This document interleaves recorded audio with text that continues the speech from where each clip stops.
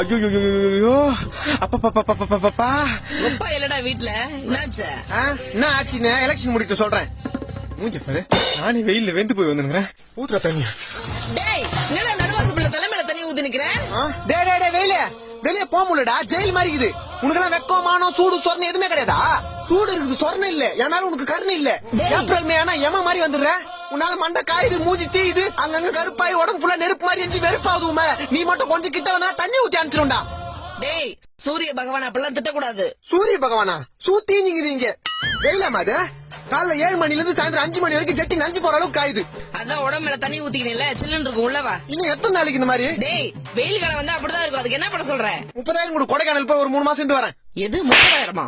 பாத்தியம்மா, வெளியே போனா வெயில் அடிக்குது, வீட்டுக்கு வந்தா நீ அடிக்கிற. இந்த வெயில்னால எனக்கு எவ்வளவு வேதனை பாத்தியா? வெயிலே, உன் வெப்பநிலையை காமிச்சல, என்ன வெறுப்பேத்துல, என் அம்மா கிட்டே என்ன அடி வாங்க வச்சல. நானும்